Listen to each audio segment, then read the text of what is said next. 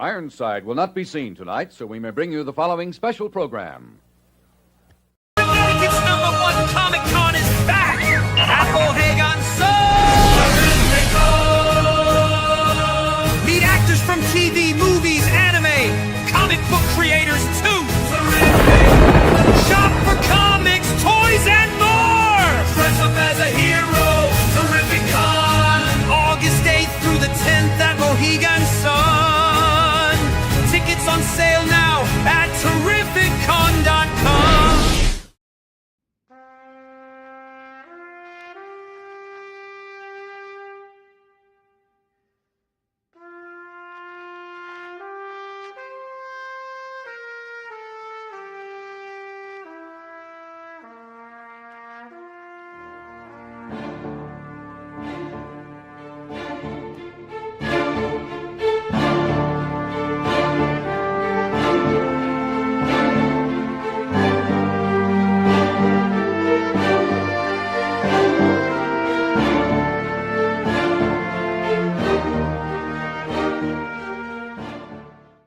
If you're here at Word Balloon, it's because you like comics, creators, conversation, pop culture subjects. Would you consider joining the League of Word Balloon listeners? Patreon.com/wordballoon. When you subscribe, you'll also be part of the Word Balloon Book Club, where Brian Michael Bendis and I will pick a comic every month to review and discuss live with the League on this show. Join the League today, patreon.com/wordballoon. Thank you always for your support, League of Word Balloon listeners.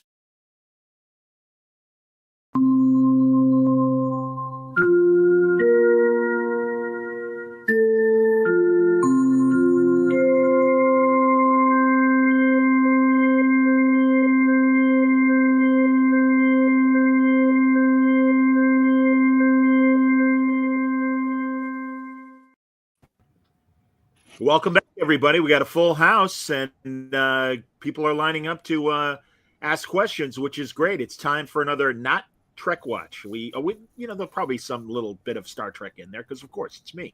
But good to see everybody. Good to see Mitch. Good to see Franco. Good to see Wayne. And yeah, man, excited to talk, boys. And of course, we're anticipating. We're just days away from the opening of Superman, and we were just talking off the air how we're all going to see an advanced screening. Mitch is the earliest, Wednesday night. No, tomorrow night. Oh, I'm sorry, Tuesday night. Excuse me. And then I'm excited. Yeah.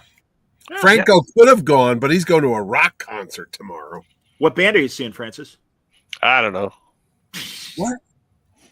We're seeing a whole bunch of 80s bands. My wife got the tickets, so we're Okay. I don't know. We're seeing Rick Springfield, Wang Chung, which I'm very excited for, just based on the name alone.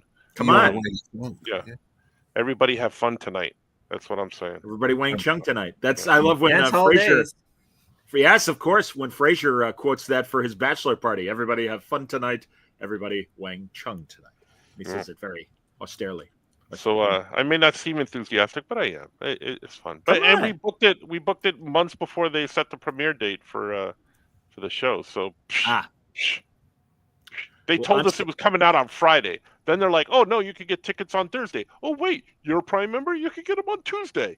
Nobody told me they were going to do that, because I would have said, "See you, Rick Springfield." But Come on, Jesse's girl. I've done everything for you. Don't talk to strangers. I'd rather have Lois than Jesse's girl. Wow. Yeah, I like Pink very much. Lois. I got to tell you, I like that Rachel Broussard, or however you say her name. Brosnan. Yeah. Exactly. I like her. I liked her in Ms. Maisel, and I very good in for Mrs. Maisel. Mm-hmm. She was funny in that show. Mm-hmm. Mario is correct. Rich Springfield is 75 and looks amazing. He does. Quite true. Well, if he can make it till tomorrow night, he will. We'll see. We'll see. And Don says the lead singer from Wang Chung looks like Dr. Zachary Smith.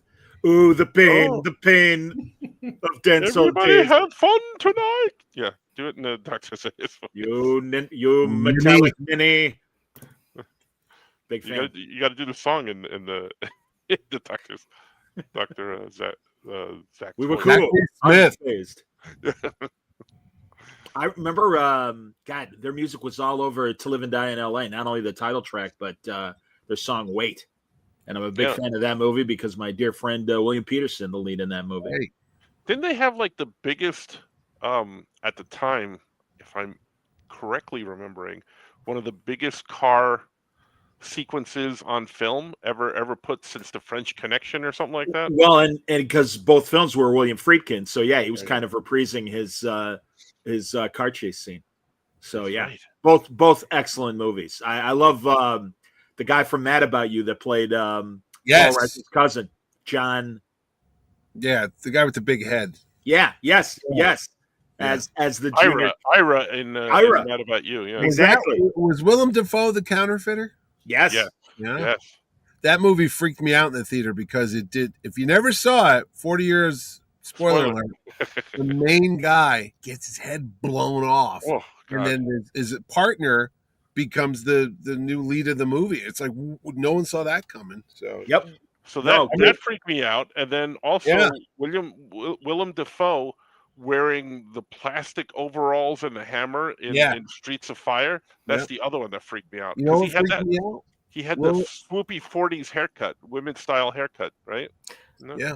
William Peterson in those really short banana hammocks that he had at the end of Manhunter. Yeah. When he was looking at the beach and watching the turtles go away. Saw his turtle in those pants. He had a big package. He was expressing his freedom of choice, freedom of a bikini hammock. Angie's right. Too.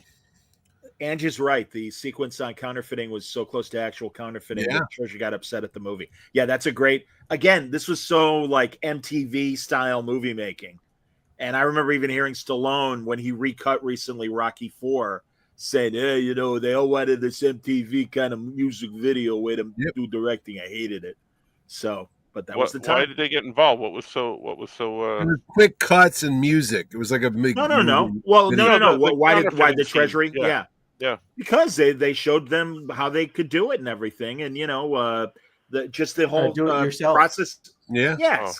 Scanning a bill and putting it on that. They put it on that tin type. Yeah. That I know from my friends who worked in the newspaper business. That's how they would do ads and things like that. And so it's all easily. Okay. They're all counterfeiters. Yes, Frank. So when they worked in the newspaper business, did they have a boss that said, "I want you to go out and get the story"? See, coming back. No, and they never said "Great Caesar's Ghost" either. The question is, will Wendell Smith say "Great Caesar's Ghost" in the movie? Isn't he? Stop calling me Chief. Or will Jimmy? Yeah, call him. Who's playing Jimmy Olsen? I didn't even think of that. I don't remember. I don't think it's anybody like. Yeah, I don't think it's. But I read something online where he thought he was auditioning for the Superman role when he went into audition. Oh, that's hilarious. Well, I read that Nicholas Hoult, who plays Lex, right? Yes. He thought he had a shot at Superman, and then he saw Corn Sweat come in, and obviously 3 inches taller and a little beefier and stuff. He's like, yeah, maybe not. that guy's a nerd. The Corn Sweat guy. Yeah. Corn Sweat. Because there's a clip of him in his car driving to work doing the whole sequence from Star Wars. I saw sound that. effects and everything. He lives in Philadelphia. And listen to this story. I was in Baltimore visiting family not too long ago. We went to a trivia night, and one of the questions was, what's the name of the actor that plays the new Superman? And I'm the only one that got it right. The other teams are like, "Who's that?" I'm like, "That's Superman. That's the guy." And then because of that question, we came in second place on the trivia contest out of 25 teams. Actually, there were only 3, but we still came in second. Did you get any coupons or free beer or T-shirts or anything? Or there was $20 for the restaurant that we were at. It was $20 for second place. Right. But the story I tell everybody is that there were 25 teams, but there were. Sure. Well, hey, as long as you won, or came in second, that's good. Yeah. Thank you, Mario. Mario says, I don't even know. Skylar Gizondo. Yeah, I think it's Gizondo. Let's hope for his kid's sake, it's Gizondo and not Jizondo. But yeah, let's hope. I don't know who this dough guy is, but there's jizz on him. But Oh, jeez. She was really That good. was too Oh, easy. I saw that movie, Feast of the Seven Fishes. Again, if you're boys, respectfully, Oh, yeah. if you're gonna talk about a comment, make sure you say it for the audio on it. He was really good in Feast of the Seven Fishes, says Mario. Very nice. I saw that movie based on a book by Alex Savick. Actually, I didn't know that. Wow. Yeah, Alex did the artwork for that graphic novel. Wow. Yeah. That's cool. I didn't know it was a graphic novel. Speaking of which, Joe Pantoliano's in it. Yeah, go ahead. I was going to say, guys, I've been all over Tubi the last few months. Partially when like I do the Scene Missing movie podcast, Gabe and I like to grab movies that are free. So, and they're on, Tubi or Pluto or whatever. But man, I noticed there's a lot of really good comic book documentaries sitting on Tubi that I've seen before, but also a ton that I hadn't seen. The Dave Stevens documentary is there. Saw that. The French one that they made about Kirby, Kirby at War. Did they just put up the Mike Mignola one up there? Mike Mignola is on there. I was wondering if that was DeMonakis's documentary or not. But also the Warren Ellis documentary is there, the Grant Morrison's documentary, and tons of ones from, the last 25 years. But I was really impressed. I'm like, God damn, there's like good stuff there. Tubi's run by a bunch of nerds. That's why. There was the making of Butch Cassidy and the Sundance Kid on Amazon, and that's 50 years ago. And I sat and watched the whole thing. I was like, oh, really? When they used to make those behind the scenes, the PR people would make them for the studios, but it was kind of cool. It wasn't like nowadays where it's on a camera phone or, a YouTube thing, but it was back. No, it was staged. I mean, you definitely could see there was old Hollywood going on there. Well, I remember as a kid going to the theater and seeing like a little 5-minute featurette about, like, I remember seeing Logan's Run, a preview of Logan's Run that way, and them really kind of laying out how great the effects were and all that stuff. I remember the James Bond when he was down south with the Roger Moore. The boat chase thing. Yeah. And they showed how they filmed it, and they're like, we're on the set with Roger Moore, and he's got a cigar, and he's like, well, yes, in this next film, Bond does this. And I mean, it's all scripted, but we didn't know. We're like, oh, I guess this is what Hollywood's like. The best Bond behind the scenes stuff, though, was all the stuff they made for the laser discs, and they're on the DVDs as well. Patrick McNee narrates a bunch of them, and they are like literally anywhere from like a half hour to an hour long. And great details, great. And thank God they interviewed everyone that was willing to be in front of the camera, even Connery for his movies, which shocked me. But he did it, which is pretty cool. You guys want to see a good documentary, but it's not comic book related? Tell me. I watched it the other day. It's called The Kings of Tupelo. It's on Netflix. It's 3 episodes, and it's about a pair of brother Elvis impersonators. And about conspiracy theories, and then it just takes a left turn when one of the guys gets arrested for sending ricin to Obama. And yikes!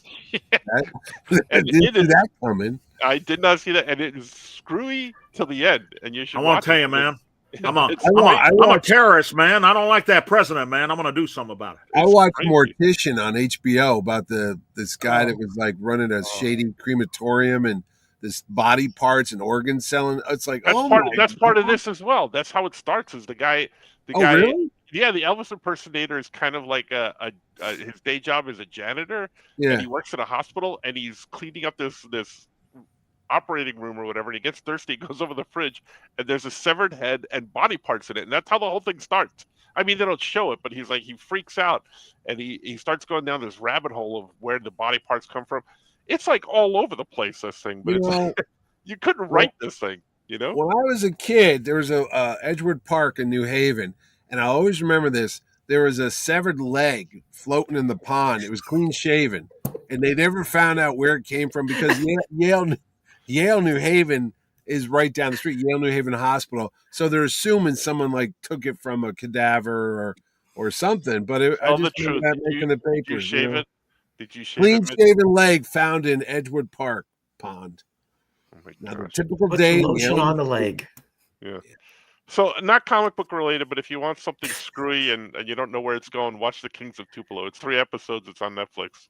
Did you watch that other one I told you about on Amazon? Countdown with the guy that eats pizza near us. What's his name? Wayne, the guy from Superman. Oh, Jensen Ankle. Jensen Ackles. Yes, it's like a '90s action type of thing. He's I don't know, a spy or some shit. No, but I had on last week Robbie Thompson, and Robbie wrote for the Supernatural prequel, The Winchesters, and also on Supernatural as well.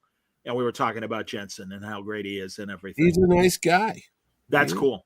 You never get him, Mitch, or have you asked him? He literally, we go in on a Monday. No, we usually go on a Thursday to record the Power Cosmic podcast with Jerry Ordway and Mitch Halleck.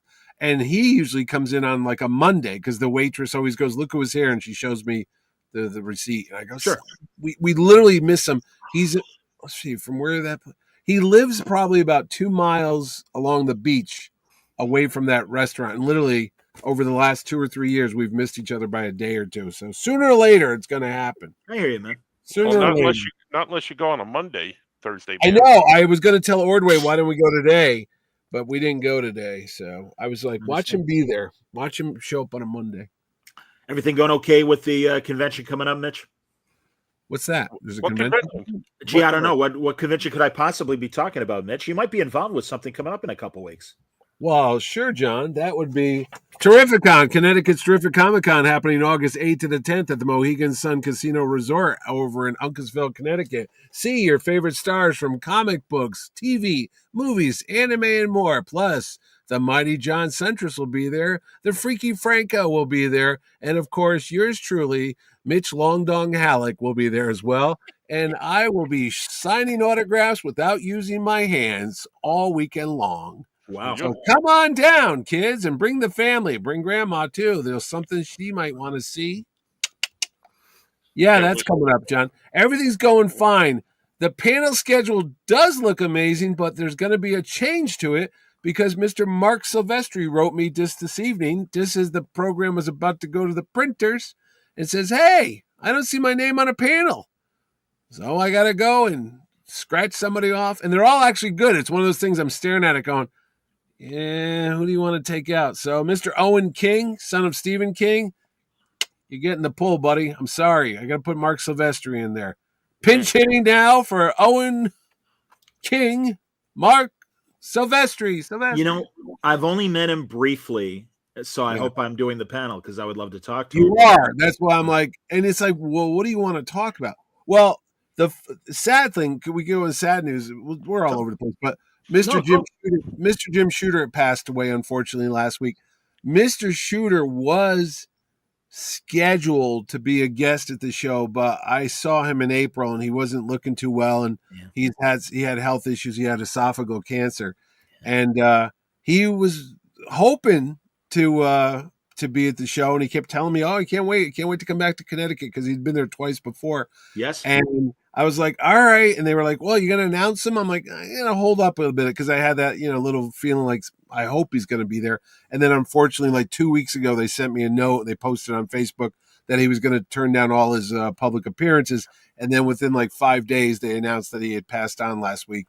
Yeah. And he was going to be there. And I had a panel scheduled for him, but now we're going to turn it into a celebration of a life in comics. None of that memorial shit. That's too depressing. You're talking about all the great things the guy did. I mean, writing books when he was 13, 14 years old, coming up with the direct market, royalty programs. I don't think a lot of people even realize that Shooter was like at the beginnings of that whole thing where they had the graphic novels, like The Death of Captain Marvel. He's the one that spearheaded that. Epic Illustrated along with Archie Goodwin, that sophisticated heavy metal arty magazine type of thing, Yes. So Shooter, and of course there's Secret Wars and all that stuff. The man did a lot. Plus, for the creators, royalties, health insurance. I mean, so many benefits that most working class people, I don't think they take for granted because sadly the political situation is making everyone grab their chest like Fred Sanford and make sure that they got their coverage okay. But all that said, no, absolutely, man. And I forget who said it on Facebook that really, I think it was Larry Hama, said that there was a guy that was a freelance artist who should have gotten his health benefits and stuff and didn't. The paperwork took forever. And after he died, Shooter resubmitted the paperwork to ensure that he would get the insurance death benefits, so that his widow would and everything. And it's like, no, that was the company screwing up. I almost dropped an F-bomb. It's like, and again, listen, I know he was tough to work for. I also know that a lot of those guys that were writing had the editor-in-chief job for a year or a couple years. So they were all, in charge of their own books. And it's like, hey, I don't want to take orders from you. I know what I'm doing. And so there was that pushback.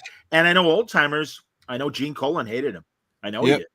And, people like that. And I understand, but you got to admit, he got the trains running on time.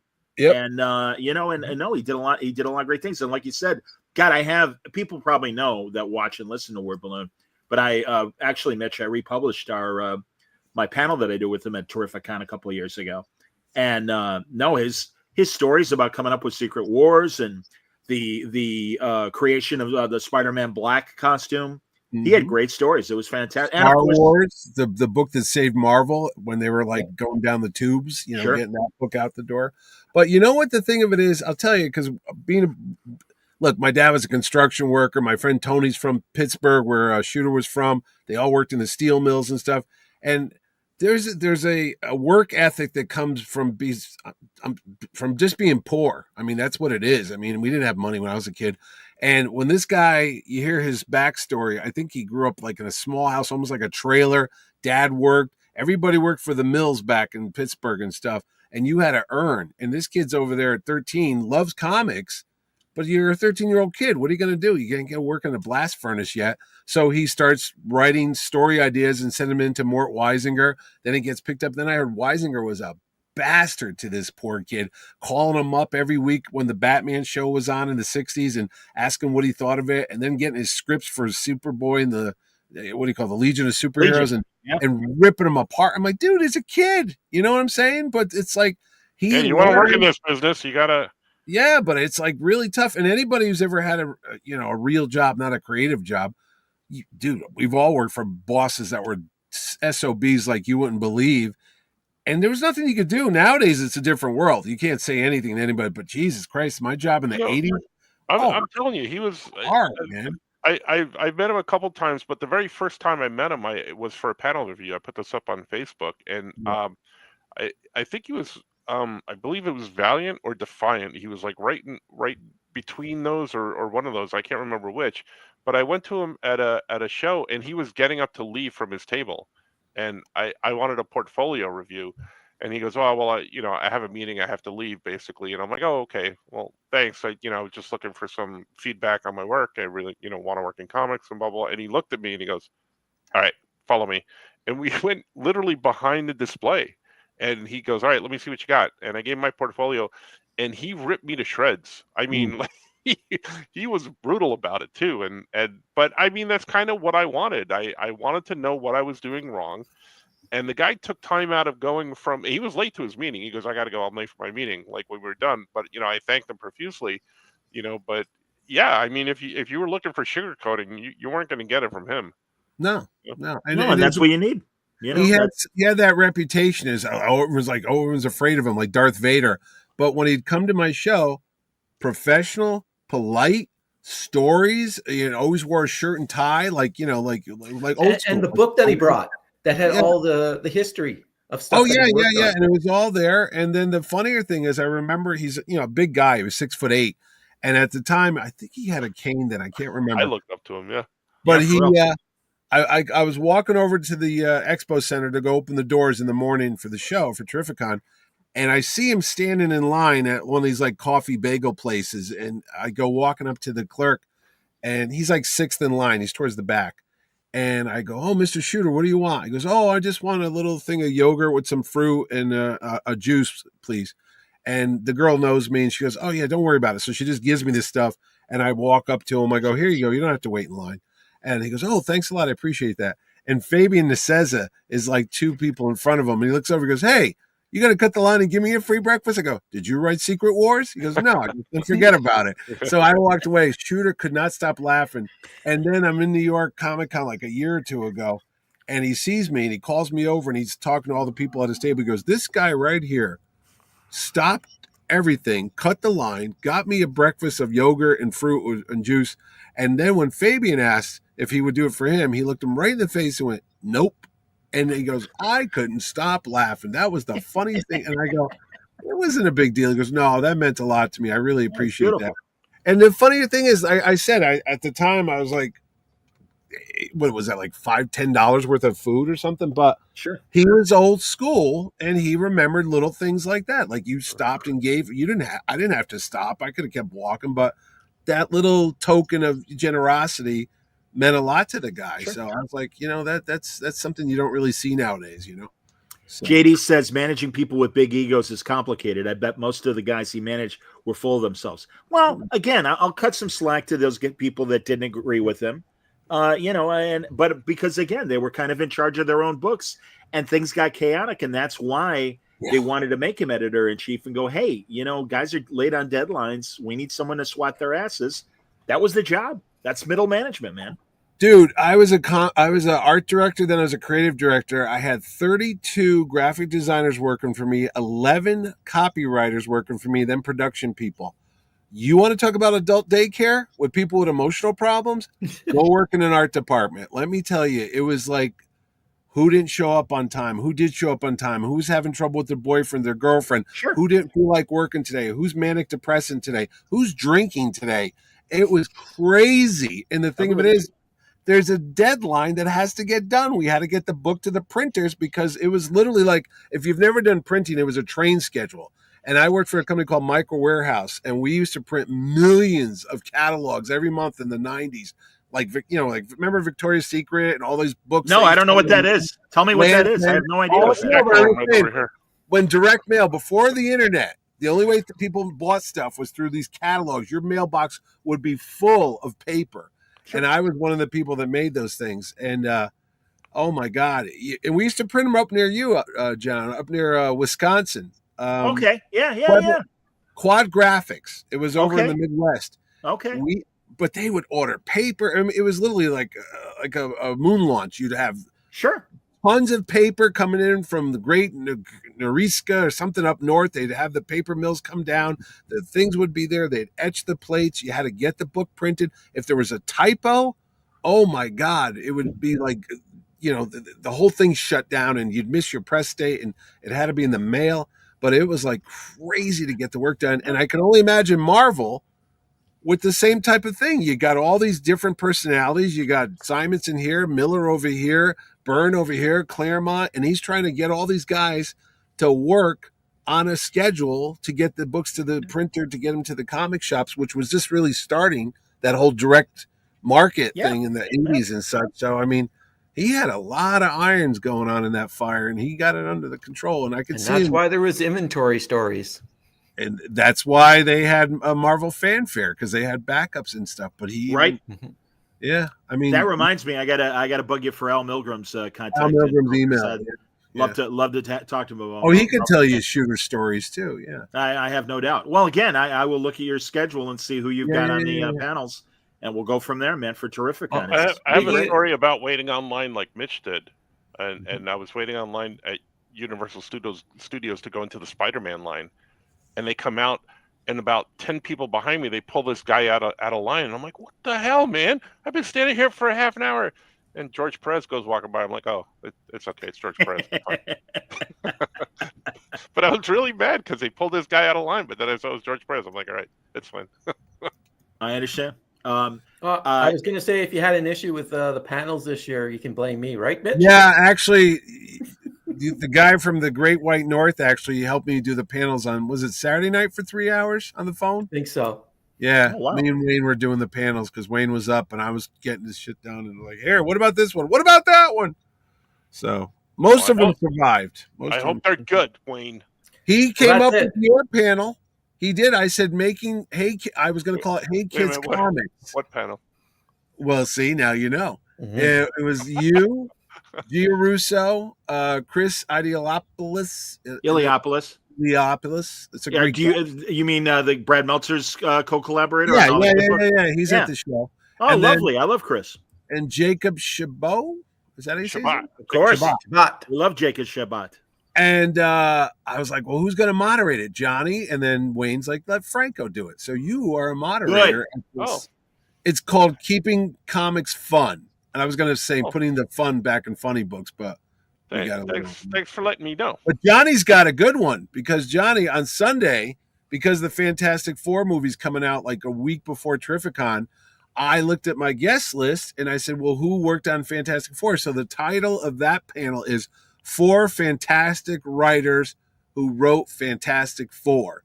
And you've got Claremont, you've got Hickman, you've got Simonson, and I think the other one, was it Englehart, or I can't think of the fourth one, but it was another guy that was on the panel. That I'm psyched as hell to have Chris Claremont back on a panel again. That's gonna be fantastic. Yeah, but you got to moderate this one because there's 4 people, and here's what you're gonna do: you're gonna start with Simonson, you're gonna move over to Hickman, you're gonna go over to, and Claremont's got to be the anchor. Clean up. Because if he's lead, the other guys are never gonna get in there. That's a good point. All right, good point. You're gonna have to remind me of that day, but no, that's cool. Oh, I'll put it there. Man. We'll put a buzzer. Right, well, we're gonna have to talk, and I'm gonna have to see what other ones. And of course, from the celebrity standpoint, Henry Thomas. Not that those guys aren't celebrities. Oh yeah. Is coming, and Lee Majors and Lindsay Wagner are coming. Lindsay Wagner, Lee Majors, Billy Zane, Haley Atwell, Karen. Wow, Billy Zane, the Phantom. Haley Atwell. Wow, Captain Carter. There's a very strong her female heroes this year. You've got the Bionic Woman, Peggy Carter, Marion Ravenwood, and Lois Lane from the Superman and Lois show. So that's Biddy. Choosing Grim too. Bitsy Tulloch or Elizabeth. Bitsy. Sorry, Bitsy Tulloch. Yes, indeed, Elizabeth Tulloch. Yeah, absolutely. I started watching Superman and Lois because my wife never saw it, so we were watching the pilot tonight. Man, that show started off so strong with the kids going back home with the dad and Smallville and all that stuff. It's a really good show. The third season, I agree. I do think the fourth season was a lot stronger. Oh, because you had Cutlets. That's why. Michael Cutlets. Right. Who that's will what I'm saying. Yeah. The Luthor story was fantastic. And I'll even give him credit, as much as I rolled my eyes at the Discovery's final episode and all the sentimentality. Yeah. I thought Superman and Lois stuck the landing and really gave us a great ending. Don't spoil. No, it was sad. I mean, they wrapped it up. No, it's great. So, yeah.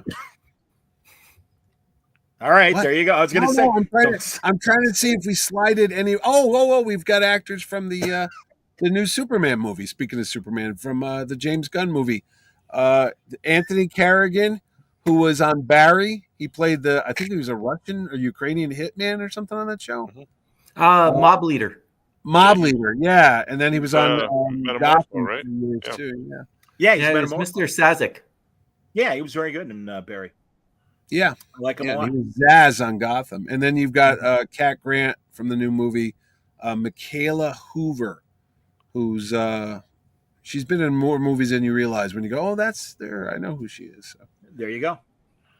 I'm not doing any of those panels, am I? I'm not hosting any of those, am I? No. And then I didn't even realize sometimes somebody goes, you should do a Scrooged reunion because I guess Lee Majors was in Scrooged. I forgot about that. Yeah, I was like, who else other than Lee Majors? And Karen Allen. Yeah. Oh, Karen Allen. Yeah, of course. Yeah, she was the girlfriend. Yeah, that's right. Yeah, he just did the commercial though. He wasn't in any of the action. No, but but it was a funny commercial that he was in. I liked Mary Lou Retton as Tiny Tim, and she does the backflip and everything. Oh, that's right. I forgot. You could get her. You could get Mary Lou Retton. Get everybody but Bill Murray. You could get John Forsythe. You get Carol Kane. Forsythe's dead. Carol Kane still alive. Yeah, but he's a ghost. Yeah. Scoot likes your hat, Mitch, your Mud Hens hat. That's right. It's Toledo, but it could be T for Terrificon. You don't know, but it is a Toledo Mud Hens, as Jamie Farr would say. Hey, Captain. Tony Farr. You could get Jamie Farr for the show. I wanted to get them, and my wife banned me for years, and now poor Loretta Swit's not with us anymore, so yeah, it's only down to Igor. Thanks a lot, Sharon. I know. He's like, stop getting these old people from 70s shows. I got Lee Majors and Lindsay Wagner. Yeah, but they're like superheroes. You got to have them, man. They are superheroes. To us, they are. Absolutely, they are. To other people, they're like, who? Well, that's all right. It depends on the age group. I was in a record store, a vinyl record store, and of course, the customers all knew who they were. but their kids and grandkids just stared at me with a blank look and went, "Who?" It's all right. Hey, grandma and grandpa need someone to get excited to see just as much as the kids. Give me a break. There's The nothing wrong with kids. The kids. It's all about the kids. I want to talk about movies and TV shows, guys. And I don't know how many of these you've seen, but here's a slight Star Trek angle with the AMC show Nautilus. Because you know who that is on the top playing Captain Nemo? No. Lee Majors. We spent 5 seasons. Well, actually, he was only on the first 2 seasons. Oh. I'll show you again. Go back. Lindsay Wagner. No. Is that the guy that was no, that's White He's Lotus. the Klingon guy. Jason Momoa. Wayne is correct. It is the Klingon guy? Really? It's Ash Tyler, the former Klingon that they make look like a human to infiltrate Starfleet. Yeah, it's him. He's great in this. He's Captain Nemo. Hello. Welcome to the Nautilus. I'm James Mason. James Mason. Yeah. I don't think Captain Nemo stuff. Jose Fubar. Yes. Well, also Robert Ryan did a Captain Nemo movie, Captain Nemo in the Underwater City back in the early 70s. No, there's been a lot of good Captain Nemo. And then there's the League of Extraordinary Gentlemen where he was like an Indian. With that Sue the character. Well, that's why they got he was that's why this guy, is playing him and everything. It's fantastic. It's quite good. That movie was pretty horrible, but I kind of sort of liked it. For a throwaway movie, it was okay. Yeah, it's too bad Sean Connery's last performance. I'm like, that's when he retired from camera acting. I think he did that Rise of the Guardians after that, the animated movie. But Guardians of Ga'Hoole? No, he didn't do. I thought he did that dragon thing. Was that earlier? Well, that was earlier though than League of Extraordinary Gentlemen. About the Owl movie, the Guardians of Ga'Hoole. No, I am not. No, Mario, we did not say Krista Allen. We said Nancy Allen. Who's Krista Allen? Krista Allen is the beautiful, she was a former George Clooney conquest, and she is in one of my favorite Smallville episodes when Clark discovers he has heat vision, and she's the sexy teacher that has like pheromones and seduces Lex. But it's great. Like he gets hot and bothered looking at her, and all of a sudden his X-ray or his heat vision happens, and Jonathan sets up a test. He puts a scarecrow out in the field, and he goes, "All right, think about that teacher again." Boom. And Jonathan's laughing his ass off. It's like, it's all right, son. Don't worry about it. That's what the bathroom's for. Comb your hair. Allen, wasn't she an Emmanuel lady? I believe she was. But yes, she's in, she's in Confessions of a Dangerous Mind, the Chuck Norris movie with Sam Rockwell. Yeah. When he's at the mansion, at the Playboy Mansion, Hef's place, and he's in the grotto, and she's like, "I know who you are." And she's like, "You're the worst example of a human being there. How dare you subject your poor taste to the American people?" It just totally tears Chuck Barris a new one. And it's like the greatest thing. All right, Mario says Emmanuel in Space was Krista Allen. Oh. Yeah. Oh, yeah. No, lovely woman. Still a lovely woman. I remember my Emmanuel's. I have not seen The Eternaut. JD suggests we watch it. What's it on? I'm assuming I think Amazon. JD, tell us where it's at. It's Amazon. Is it? But I'm telling you, if you like steampunk, Nautilus is your cup of tea, everybody. It's fantastic. I don't know where I can it's a find really it good show. streaming. I really enjoyed it. The first 2 episodes so I far. thought it was on Sci-Fi Channel. AMC. AMC. Yeah, okay. So that's a different company. Yeah. No, is Sci-Fi Channel even around anymore? Of course they are. Yeah. We're going to talk about a Sci-Fi Channel show. Oh. Another one that I've seen, and we may as well talk about it now. I believe they're pronounced Siffy nowadays. Yeah, exactly. Siffy. It's stuck. I'm shocked that it's stuck. I really thought they were nuts when they wanted to brand it that way, but they're not budging. Hold on, let's see if JD responded. Max is going back. JD says HBO Max is HBO again. I heard. Yeah. JD says Netflix is where we can find The Eternaut. Okay. So very good. But yeah, I did want to talk about a show that's on Siffy, and I'm enjoying it, and that is Revival. Everybody. Oh, see, that's funny, John, because I saw it on Peacock. Well, it's same company. Same company, yeah. Oh, it's Universal. Oh, yeah, it's new on Sci-Fi, and either the day after or the week after, it's on Peacock. Okay. And that's our buddy Mike Norton and Tim Seeley. That's right, Mike Norton and Tim Seeley. Yes, that's correct. Yep. It's a very good adaptation. Yep. Go ahead, Wayne. Oh, I was going to say it has Captain Pike's girlfriend in it as the lead role. Melanie Scorvino is the lead, and also, and I forget his name. Help me out, chat. Three names. Jag. Yeah, thank you. Jem Vincent. Thank you. Yes, I don't know why, but like 6 months, or not even 6 months ago, like 3 or 4 months ago, I got into watching Jag reruns, and I've really enjoyed it. And I don't know why. It's a great 90s, early 2000s show. Catherine Bell? Why, Mitch? I'll tell you. Yes, of course, Catherine Bell. But what intrigued me was, beyond Catherine Bell, who I've always been a fan of, the elevator pitch was A Few Good Men meets Top Gun Maverick. And it's like, well, I like those. Yeah. I like fighter jets, and I like naval. I like military, court cases. So I'm like, I'm in, and it's good.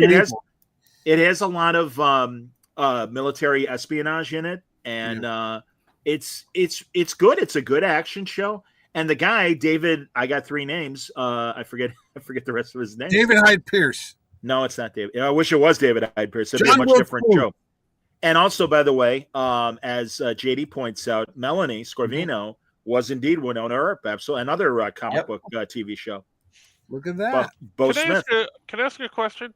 No. Real fast, let me finish my thought. David is the father of Melanie. She's the deputy. He's the sheriff, and they are investigating because if people don't know the premise, all of a sudden all these people are back to life in Wausau, Wisconsin. It's not a typical zombie thing, because believe me, everybody, with the exception of our dear friend Robert Kirkman, I don't care about those zombies. I got to be honest. Whoa! I'm saying for me, you can like what you want, Wayne. I'm talking about me. Dead. He likes Whoa yourself. No, Wayne was saying that he's a zombie. And he feels insulted. Oh, I see. I'm sorry. Yeah, I do. David James Elliott. Thank you. Attaboy. That guy. Our ombudsman is back. Thank you very much, Wayne. Beautiful. So my question is related sort of to Jag, but not really. These NCIS shows? Yeah. Aren't they naval related, right? Yes, they are. Yeah, belly buttons. How do they have one in Louisiana? Do they have water? Yeah, they do. Of course they do. But they have crime. Yeah, but why are they in Australia? I thought they were because like they have crime in Australia. They have water there too. I don't know how to break it to you. Well, I don't understand. I thought they were United States naval, not like Australian. What's happening? I don't know. Well, who's still making money? You got to get the Jag people on it. You mean David James Elliott, of course. Yeah. There you go. Yes. Mm-hmm. No, who keeps making money off those shows? My dear friend William Peterson that we mentioned before. That's right. With the big anything with CSI on it. CSI, right? Yeah. So, and I think that gets a cut of it as well. So unless I'm wrong. Yeah. But yes, very true. Very, very true. Why are all these celebrities doing commercials for phone video games lately? What's that about? It's free money. Isn't it weird, Mitch? Because really, you're right. For decades, well, I don't do commercials. Or oh my God, it's all the one company. Yeah. Then you got the covert. Well, I only do commercials in Japan or other countries. Yeah, and they were all doing that, and you can find all those on YouTube. But give me sign the check over, no problem. No, I saw Jimmy Fallon. I saw the guy. What's his name? Galicki, the guy that was on Big Bang Theory. It's all for the one. Yeah, it's all for this one. Like I don't know what it's called. Like some kind of knights in armor or some crap. I don't know. Kingdom something. Yeah. And there's I'm like, the one that's it's on like a street or whatever, and you're firing power beams and knocking out dozens of soldiers. I guess, but I'm like, the guy who played Homelander in The Boys. Yes, Anthony Starr. I saw him doing a video game. Yeah, I saw that one too. And I'm just like, do they get a big paycheck for this stuff? I mean, it looks kind of. Yeah. I saw Star-Lord did one. Chris Pratt. Yeah, I'm thinking, how much money is this game making that they can afford all that? Right? That's what I mean. I'm like, I don't see anybody playing this stuff. I mean, I don't go out much, but video games make a shitload of money. No, I know video games do because my kids play them, but I'm saying I don't know.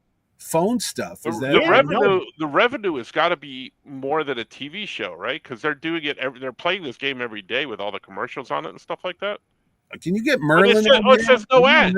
Also, it says no ads on that game because that's one of the big selling points. Why the other ones have ads? Yeah. How much does it cost a year? Like a thing? Like a $50 a year? Thing? No, I don't know. Do you pay by the game? I don't know. I don't. It's called micro purchases. So what they do is they suck you into it. Yeah. And then if you want to add on stuff, yeah, it's the micro purchases that if you want this extra power or extra special thing, and people like Candy Crush is like that. All these app games that are like on your phone, they'll give you more or less for free the original, and then if you want to upgrade it for something special, then that's where they nail you hard. Yeah, people get addicted to the games. Yeah, I was going to say, remember that Star Trek game? Remember the episode where Wesley brought the game? Yes, of course. Yes, they all had like orgasms when they would get the little thing in the hole. I'm like, whoa, what's up that about? With Ashley Judd. Ashley Judd, that's right. And everybody was into it. Like, I think did the Captain Picard get addicted? Yeah, it was addictive. Everybody, the only person that would have been immune was Data, and and the rest of the crew deactivated Data. That's right. Oh, that's one of the better Wesley Crusher episodes. Yeah, he's very good in that. He is. It's no First Duty, I'll grant you, but it's very good. The other show I wanted to mention. Seriously, guys, I want to hear what you guys are watching. But Arnold is back with Fubar, and I love it. It's a good show. It's very. If you haven't watched the first season, I recommend it. Very True Lies, but he's got a daughter that is also in the CIA, and he's got a very fun crew with him. It's really, really great. And the second season, I'm enjoying just as much as I enjoyed the first season. Wayne, are you watching that? I looked at my viewing history for that, and I stopped halfway through the first season. I wonder why I stopped. Because I think if you try, that's a show. If you binge, I can't watch more than one episode at a time. I got to watch it kind of spaced out. That's why I'm still on the first season. No, but it's good, and I think the first season ends very well, actually.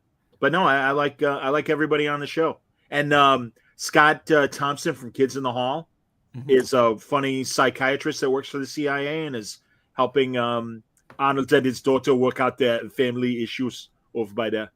I still made Arnold Chicago, but no, I really those three in particular are right at the top of my list of what I'm currently watching and enjoying.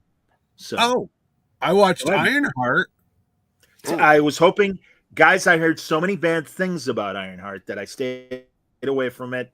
Tell me about Ironheart, please. Well, here's first of all, programming at Disney is messed up. When they started doing those 3 episodes in one schlock like they did with Andor. I don't care how good the show is. When you're old like me and it's 9:00 at night and you got 3 1-hour shows all in a row and you think, oh my God, I have to watch them all now because the internet will ruin everything for me in 2 minutes after it's over. You try to stay awake, but think about it. That's 9 to 10, 10 to 11, and grandpa time, 11 to 12. Andor was putting me out. I eventually got through it, but when this thing started last week or 2 weeks ago, I had no idea they were doing 3 episodes in one shot. So I'm watching it, and I didn't really get into it too much with it because I go, maybe this is not meant for me. It's a younger demo. They're talking hip. I don't even know what they're talking about. I don't know what's going on. But the thing that bugged me about this is this character is Tony Stark, once in a generation, genius level, like an Albert Einstein, which is fine, or with the wheelchair guy. I can't think of his name. Stephen Hawking. Yeah, so I get it. Okay, we're looking at a rare individual, almost like a mutant, okay? She develops her own armor, her Iron Man armor, and she just leaves the school and flies off with it. Now, in Iron Man 2, the governments were trying to build an Iron Man outfit. You had Sam Rockwell get Mickey Rourke to help him make one, and only Tony Stark had one. And this is now years after the blip in the Endgame. But this girl just takes this big armor like it's nothing, and she literally has it in her bedroom, in her apartment in Chicago, and it's just there. And I'm like, wait, does the government know or care that she's got this battle armor that could like take out a tank if she wanted to? It's just sitting in the room next to her closet in her video games. And I'm like, that seemed odd. Well, but then it gets even weirder. You got the little guy that was in Solo, who was the worst part of that movie. Alden Ehrenreich, or whatever his name is. The guy who played Solo? Yeah, he was the whole time I was watching. I go, dude, you're a foot shorter than Harrison Ford, and it's distracting because I kept looking and going, does he grow up to be Harrison Ford or whatever? He's in the movie, and I'm going to do spoilers alert if you don't care to watch it. He's the son of Jeff Bridges' character, Obadiah Stane, I think. Right, that's right. He's Ezekiel Stane, I think his name was. So he's a bad guy. Then you got this like no good, street gang guy who's the Hood, which is a character from the comics. I think Bendis created him. No, Brian K. Vaughan. Brian K. Vaughan, wrong Brian. So he's got like this hood, and it's got powers, and he's got like this dark side to him. And eventually it's going to, but here's the thing. You got 3 episodes on it, one shot. By the time the second episode, I'm nodding out. By the time the third episode, I was out like a light. So I got to wake up the next day, rewind, figure out what I left off at, and go to watch it. Now I'm like, do I care? Last week, they put the final 3 on. I was like, it's all over? That's it? And bang, bang, bang, bang, bang. And they introduced a major league Marvel character on this TV show. You could say everyone knows who it is because it's been all over the place. Yeah, but it's like it's up there with Galactus. It's up there with Thanos. It's up there with Loki or it's one of the Mount Rushmore of Marvel villains, and it's Sacha Baron Cohen. He's in a diner. I'm like, this is Mephisto. This is it. I mean, devil's got to eat. Come on. But it's like, is anybody watching this? I don't know what the ratings are, but with the reviews and everybody bashing it online, I don't think it's well received. But I'm like, wouldn't you have used that guy for a movie? Wouldn't you have used that for like a big epic adventure with the Silver Surfer, maybe, like the guy, the Kang guy was supposed to be in the movies, and he started out in the TV show with.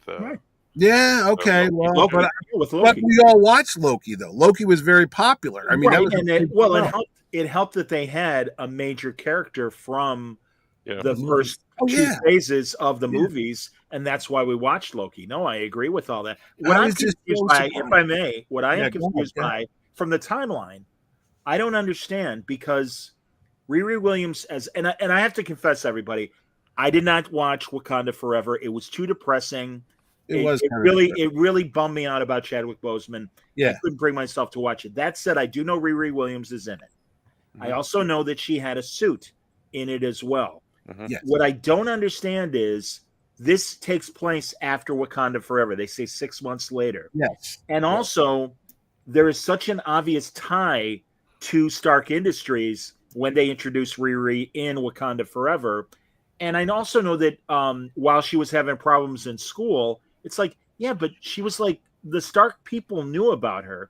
Right. So why wouldn't she go to them for help and say, hey, you know how, if I may, let me ask my question. I've got this knowledge. I'm good. You've been watching my internship. I think they would hire her. And that's the thing, Mitch. What I didn't like was that it seems like they really wanted to divorce Riri's story from Tony. And I heard the quote, "Oh, I'm going to be better than Tony Stark. I'm going to be better than Hank Pym." Well, that's fine, and that's a good ambition. But it's like, well, everyone who saw Wakanda and is aware of Riri Williams, it's like, well, why did you divert that far from what happened in the movie? I don't understand that. Well, she's at MIT, which is the school that Tony Stark went to, because they established that there years ago, and he gave everyone grants for whatever their graduation present.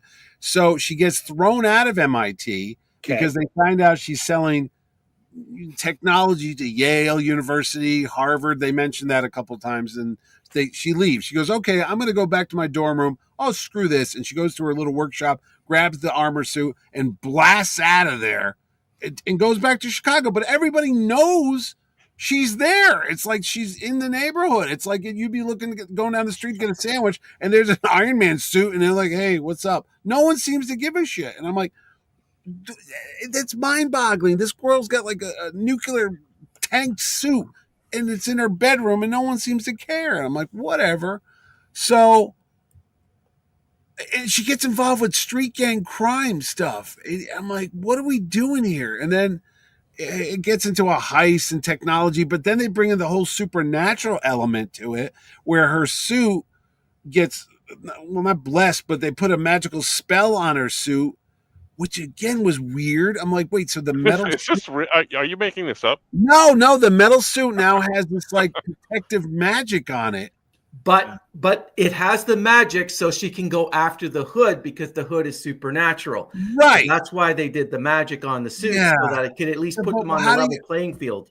How do you put magic on a metal suit? Like a rabbit's foot? Oh, come on, Mitch. Wait a minute. That's not that. That isn't. Yeah, but that isn't that out of hand when you think of other fantasy and even superhero stuff. So sorry. I mean, all right. Well, when you got the devil himself there, I guess I'm. Then I understand, and I don't blame you. And I also heard that what the resolution of the devil being there and why he's there and everything. So if people still want to watch it, I don't have to give that fact out. Well, one more thing. So at the end, I'm going to spoil this. So if anybody wants to watch it, shut this off for a couple seconds. She does a deal with Mephisto. Right. She gets her friend back. I wasn't going to spoil that, but okay. Mitch. Okay, whatever. I said I'm going to spoil it. She gets her friend back at the closing credits. You have to be careful to watch it because she had made an AI hologram of her friend, like a Jarvis, and she's always. Yeah, her friend had gotten killed in a drive-by years ago with somebody else. I think it was her father. I can't remember. Stepfather. So she's dead. But now she's back at the end as flesh and blood because that was off screen. They pulled the Spider-Man One More Day on us? Right. Yes. Because Mephisto's like, well, what do you want? And you don't hear her, and it cuts away to her working on stuff, and then there's somebody in the room, and she thinks it's the AI, and she goes to touch it because before it was like a hologram. Your hand would go through it. But this time it's solid. We assume flesh and blood. And she just gives her a hug, and then we fade to black. Sure. And I'm watching it going, so the hero of this show, Ironheart, sold her soul, I guess, to the devil. And some sort of deal with him, yeah. Isn't that going to be a big ramification? So if there's like a Secret Wars movie in a year or two and she's in it, you know that she's really working for Mephisto. But again, you should not go to a movie and have to do hours of homework to understand what's going on because you're going to be in for a big surprise when no one goes to that thing because they don't know what's going on here. Like, why is this girl? Well, I think that watching, if you go to watch a movie individually, that's fine. But all the homework that you're talking about, I think now it's likened to the old serials of the past. Now you're into it and you got to watch it. If you want to know all this other stuff, it's just, I don't know. I don't know if it's going to end well for them, but I'm interested to see what the Fantastic Four movie in the next phase has because the lineup they talked about for Avengers it's insane. And they're still not done. They're not done. Mention, but go ahead, Wayne. You haven't talked in a while, please. So Ironheart, there's not a single redeemable character in the entire series. There's. We all got your text, Wayne. We all got your text. No, but nobody else heard it, so no, for the audience. There's not even a hero or heroine arc where you have, with Batman, why do we fall down, Mr. Wayne, so that we can get... There's not even anything like that. She is irredeemable from the first episode to the last episode. Interesting. It is without a doubt. And again, it's nothing about her. It's the writing. Like, if this is what the character was like in the comics, it makes sense why the character is no longer in the comics, where we don't see her with a continuing series, because there's nothing redeemable about anybody. And like Mitch said, it was a bit too urban for us older guys. I admit that. It was a bit too urban, but at least tell a good story. And they wasted Mephisto. Like, he should have been in WandaVision, because that would have been the perfect place for if Wanda wanted to sell her soul for children to come back. I think you could grab onto that more, because when she and you think, okay, when she first, okay, for the Mephisto thing, you get Mephisto in the restaurant. She goes, "Oh, what do you want? I can make this happen." And then it's like a Tony Soprano, goes to black, and then credits, and then end credit scene, and then you're getting her in her in the workshop, and then she sees who she thinks is her AI, and she said, "Okay, run diagnostic." Now think about this: if what she wanted was the diagnostic as part of the deal, that is lame as all hell. Like if that's what she thought that she had with Mephisto, was that she would get back her AI, because she lost her AI when they infused her suit with the magic. So she didn't have her best friend anymore with the infuse. And that's what she wanted, was her best friend back, but not her friend alive, but the AI back. Because the first thing she says when she sees her friend was, run diagnostic, and it didn't run. And then she realizes it was her best friend. Again, it's like Mephisto doing those crazy deals, like the one with Johnny Blaze, everything. Yeah. Go through Mephisto's history of how he's messes around with the Marvel heroes, like the Silver Surfer and that. Yeah. It's just these 6 episodes were so painful. I even told you guys, if we're doing a pod, I will watch it. This is the first time you've ever heard me say I will watch it if we have to talk about it. But if I don't have to, if we're not potting, this is the only Marvel series I've watched so far that I regret wasting my time. I would rather watch all the crappy zombie movies that I have, all the crappy horror movies that I have over this entire Ironheart, because there's nothing in it. It's just that you have to have some redeeming factor with a hero, even if they're a fallen person. If there's nothing redeeming about that, you can't root for that person to come back from whatever it is. But my God, whoever wrote this thing it's a piece of poo, a banta poo. You happy out there, Marvel? You got the Canadian guy mad at you. You got the Canadian guy who basically you got to be very Canadian and will say all good things. I can find good things in practically anything. There's nothing good in this entire 6 episodes. I prefer the Acolyte over this.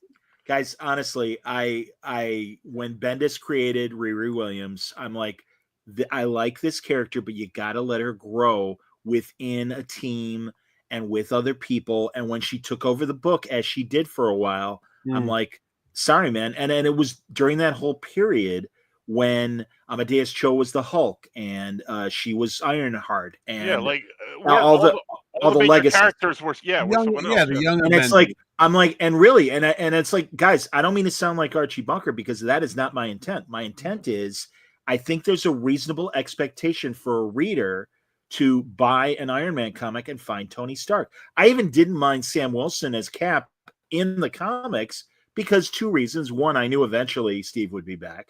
And also it's like, well, all right, but Sam's been around, and again, and they had Bucky as Cap and everything. So I was less with that, but it just drove me nuts that, and again, when they gave Ironheart her own series, I'm like, her own comic series, like you said, Wayne, I'm like, okay. And then when they announced this, and also this ends phase 5 of the Marvel movies. And it's like, guess what sucked? Phase 5. You know what else sucked? Phase 4. It's like you guys have been stuck in crap for like the last almost 7 or 8 years now. Yeah, since Endgame.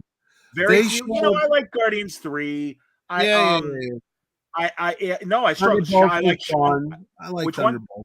Thunderbolt. Oh, this was great. And I liked Shang-Chi back in the day. I thought that was good. No, there's been a couple, but no, mostly they sucked.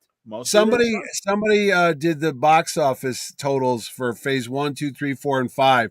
And it's funny when you look at it, it's like phase 1 is when they did the introduction of the Avengers. I think it was like, I can't remember, maybe $3 billion or something like that. And then they just did phase 5, same amount of money, $3 billion. And it went up. It went from phase 1 to phase 2 with Ultron. It got up to like about, $5 or $6 billion. Then it shot up through the Endgame phase 3, which was, the pinnacle of it, the whole Infinity Gauntlet stuff. And then it's been down.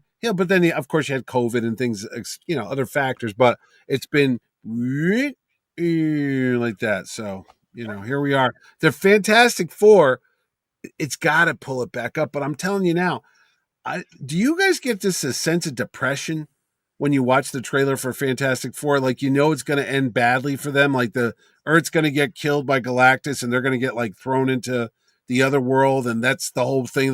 They're trying to get back to a world that they never created or something like that. That's what it just seems. I hope it's a little different, but it just seems like a very down ending, and it'll be like to be continued next year into Doomsday, where everything will be fun again. So go ahead, Wayne. Doomsday is going to be the fun thing. Yeah, imagine that. Doomsday will be because nothing seems happy. It's like they said the new Spider-Man movie is going to be a street level. I'm like, Jesus Christ, please let it be that, because I don't want another epic world universe changing experience. I want a little Spider-Man guy fighting like a bank robber in Long Island. It doesn't have to be epic. Yes. Everything's gigantic multiverse shit. No, go back to the way it was. Do smaller movies, will you? What do you got, Wayne? I was going to say, I would rather watch Dolph Lundgren's Punisher over Ironheart. That's mean. Would you watch Howard the Duck? Matt Salinger's Captain America? Howard the Duck is Orson Welles' Citizen Kane level compared Citizen Kane level. Wow. Over Ironheart. Wow. Because it is. That's mean. Wow. It's disappointing because Ryan Coogler was involved, and I mean, Black Panther was such a great movie, and I again, my own frustration with Wakanda, has nothing to do with the movie itself. It's just it was too depressing, and I'm like, and it's funny because, like you said, Mitch, I agree with you, and that's why I picked those three shows. Revival is not a happy show, but there's comedy in it. Fubar is great, and Nautilus is just a flat out fun adventure. So I also noticed that I haven't started watching it yet, but I noticed that it dropped on Netflix last week. Sandman season 2. Yeah, there's no big hype around. Oh, that, right? Did it really? Oh, yeah. I didn't know that. I'll watch that. They did not hype that up at all. No, I was going to say that came out. Jeez. Yeah. And I'm looking forward to watching it, but I have such mixed feelings about it too. Did they drop all of them at once, or is it weekly? Oh yeah, typical Netflix. Really? Yeah. Oh shit! You know what? You know what isn't good, guys. And again, I will stress the good one. If you've never watched The Old Guard with Charlize Theron from 5 years ago, that's an excellent movie. Sadly, the second one is not. Oh, I was looking forward to it. It's kind of like The Accountant Part 2. The Accountant 1 is a good movie with Ben Affleck and Bernthal. This number 2 is like two different movies. I'm like, what is this? Number 2. But I can explain why it's not as good. Not enough accounting. Yeah, exactly. No. If you look at the first movie, he knows. It dealt with him trying to figure out where was the problem with the books. And you got interested in going, you got this high level functioning individual trying to figure out what's wrong. And then you could empathize with him. Like you're going, oh man, poor guy. Like this is his life. And he loves comics. And he lives in a little silver Winnebago thingy. Yeah. The second one, it's just like, let's just shoot people up for the hell of it. Crap. That was a waste. What you guys? We did Black Mirror, right? Did you talk about that before? I think we talked a little bit about a couple of the episodes. I love the calendar. I like the Star Trek parody once again. I thought that and was the Paul Giamatti episodes very well done. No, that's a great series, man. That's a great series. No, I'm trying to do the rundown of what else was on. I told you Countdown's good with Jensen Ackles and Squid Game. Squid Game 3. I didn't watch it yet. Okay. You know what I have been watching on Netflix is an animated show based on a video game called Arcane, which is I really love Blue Eyed Samurai. I love that. The animation on Arcane and the story so far has me almost to the end of the first season, and it's like eye-popping. What's the premise? It's hard to describe it. There's an upper world and a lower world level, and they're trying to mix magic into science. They're creating, like, they have this Einstein type of character who's come up with this way to fuse magic into technology and stuff like that. And it's the struggle between the classes and stuff like that. But it's just really so well done and so well written. Steampunky. Very steampunky, yeah. Very steampunky. Yep. But it's really, really good. And I just came across it. I'm like, oh, let me see what this is. I just was going to throw something on. Actually, no, I think it was when I was going to Charlotte, I needed something to watch on the plane. So I downloaded a bunch of Fubar and a bunch of those because I'm like, oh, it looks interesting. And if I don't like it, I'll just erase it. Okay. I liked it. Yeah. I watched Stick with Owen Wilson. It's a golf thing. I've been watching it as well, Mitch. On Go to town. iTunes, is it? Oh, Apple TV, No, Apple. whatever. It's on Apple. Yeah. It's I good. love it. I think it's like great. Owen Wilson. Yeah. I really like it. They are comparing it to Ted Lasso because both were on Apple, both were sports shows. Yeah. And I guess you can kind of say that the Wonderkind golfer is similar to Jamie Tart from Ted Lasso. I disagree. I think they're very different characters. I like Stick a lot. It's Owen Wilson, man. Hey, man, you're great. No, you gotta listen to me. And Mark Maron is very funny in it. Mark Maron's good. Yeah, he's very good in it. I like him. Yeah, it's good. Does he say? I watched the one with, is it John Hamm? Other People's Money with Olivia Munn. I know what you're talking about. I don't think it's called Other People's Money. Neighbor's Money. Yeah, whatever. But yeah. It's on. He loses his job and he becomes he just basically starts robbing from all the rich people that live around him, and he gets involved with all this stuff. And there's like there's a murder, and it's okay. But I don't really. There's certain actors that I go, I guess he was good in Mad Men. Yeah, of course. Yeah, but you don't like John Hamm? He was also in Landman with Billy Bob Thornton. Which I didn't watch that. Is that good? It was okay, but I'm a big fan of his. He was great on 30 Rock. He was great in. He's good in this. I'm just not sure about the series so far. But and actually, I know Walt Simonson is a big Spencer for Hire fan, and the books and everything. Yeah. And he made his. No. Excuse me. He was Fletch. Spencer. He was Fletch. Yeah. Fletch. And his Fletch movie was. Well, I saw it in streaming, and it was all right for a streaming movie. Yeah. That's a character. I mean, as much as I don't like Chevy Chase, he actually did a decent job with the Fletch movies. Yeah. I know they were going to make one with Jason Lee, and Kevin Smith was going to get involved, but that never came to pass. But there's certain characters that I'm like, well, yeah, I could see so-and-so. Like that Marky Wahlberg Spencer for Hire movie. Oh, what a piece of crap. Yeah, I was disappointed, and I was conflating the two. You're right about that. EJB says the new season of Resident Alien is fun as ever. That's cool to hear.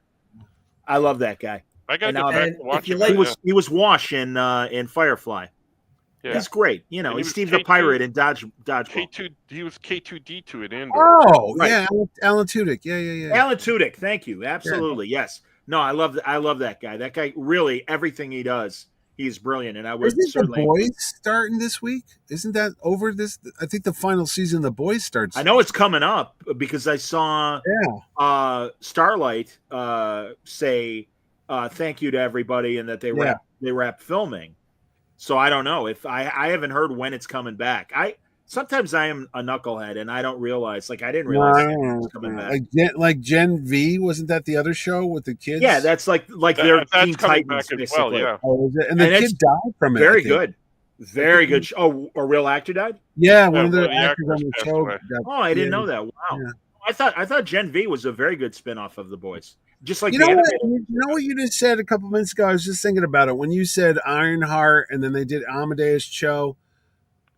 There was precedence to having newer heroes without removing the old guard. That was the Teen Titans, and that was always good. Well, sure. But I'm always like, wait a minute, they've done this before. As long you could keep Batman, you have Robin, you can keep Aquaman, you got Aqualad, Wonder Woman, Wonder Girl. It's okay. Then you get Cyborg, and you get a couple I'll argue that they did that at Marvel with the Young Avengers, but then but the difference, guys, was they didn't take the main heroes off stage, right? And that's what I'm saying. And that's dumb. And listen, I told that to Wade when he was still in Marvel. I said that to Axel when he was still editor in chief. And I said it to Brian, and I'm like, look, guys, you know that I'm rooting for you guys, but I think it's a big mistake.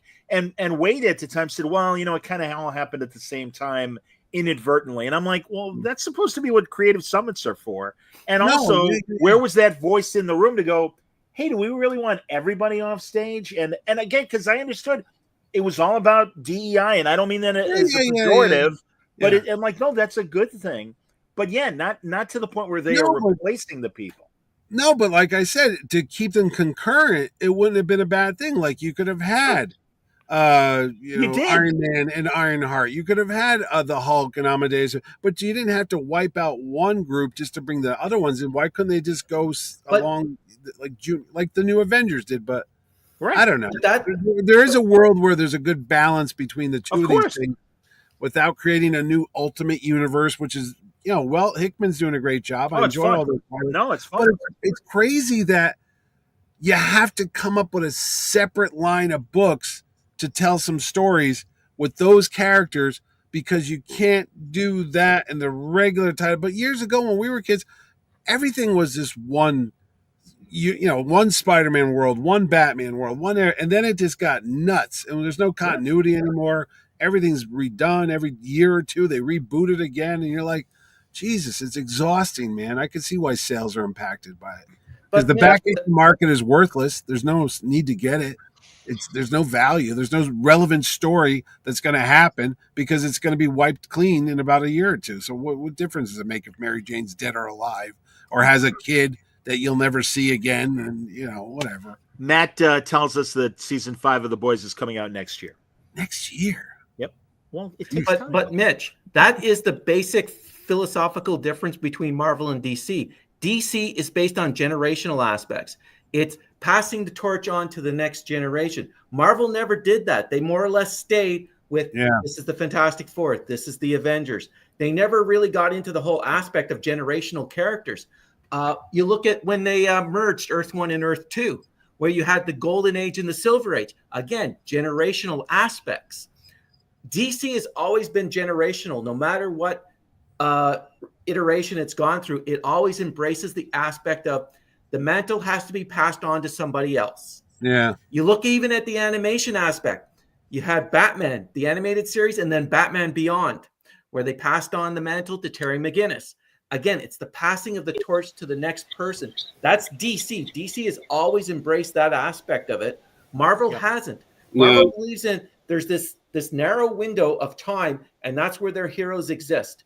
And then it changes to this time, and then this, but it's the same heroes. It's a sacred timeline, buddy. Carrie, hold on. Carrie at Splash Pages says, "Hey, gents, sorry I'm late. I had a show. The Splash Pages podcast. The new Ultimate Universe is kind of fun, but it feels hit or miss depending on which story you're following. Spider-Man, yes. Some of the others, meh." And Artie says Wayne is once again right. Well, of course he is. Oh, but no, I was thinking. Go ahead. What? Oh, go ahead, Mitch. You haven't talked to him. Yes, go ahead, Mitch. I was listening to my friend Matt Herring. He has a new podcast called Monarch Drive-In Theater. I don't know why it's called Drive-In Theater, because it's all about comics. But he's a big Captain America guy, and he was talking about how he loved the Captain America First Avenger movie because it was everything he always read in the original Jack Kirby, and everything was great. But I thought about it. I said, when they do the Secret Wars in a couple years from now, or 2 years, whenever that movie comes out, if Marvel, as Disney wants to recoup their investment, they're not going to do it with the old actors, because at that point, Downey will be in his 60s and Evans will be knocking on 50 and all this. But that will come that break-off point, kind of like a DC reboot, where imagine if they go, okay, it's over, Secret Wars, they saved that galaxy, multiverse is over, we're going to start scratch again. And you got a World War II Captain America movie where he meets Namor, the original Human Torch, and we get the invaders, and it's a whole new can of worms that we open up now. And then we get a Spider-Man set in the 60s or something with a nerdy guy. And all those stories that we know and love happen again in the movies, but with new actors playing them and a whole new timeline. Just reboot the whole freaking thing, because I'm telling you now, with this Disney Plus trying to plug in Ironheart, and we got all these other shows, and they're not working. They're too expensive. They got to come to an end. All the actors, you're not going to get Elizabeth Olsen to come back to do another TV show. Chris Evans isn't going to do a Captain America show. I mean, I suspect that she and Scarlet will be in Secret Wars as alternate universe versions of themselves, even though they haven't been announced yet. And even though she's saying, no, I'm not in it. And further, Mitch, I agree with you. I was wondering if at the end of Secret Wars, we will see other actors playing alternate versions of Cap. And then at the end of Secret Wars, they're all on the same Earth. and so we continue on with the new actors or something. They kind of did that already in Doctor Strange. They had Reed Richards there. They had these other characters. Right, So the Illuminati. they've set it up where it can happen. And I really think this Fantastic Four movie is going to have something to do with leading into Doomsday and, of course, changing everything.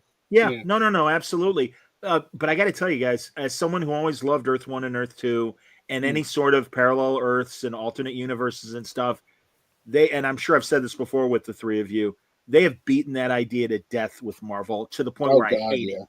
I really hate it now for Marvel. And it's like, please just finish this shit and let's please get back to, like you said, Mitch, straight up. Oh, absolutely. I mean, I love Spider-Man, and I love the earlier Phase 1. Look, you had Thor, you had Iron Man, even Iron Man 2. Dark World, everyone hates that Thor movie, but I thought it was all right. At least it wasn't that bad compared to some of the stuff I've been watching. I'm like, what are we doing?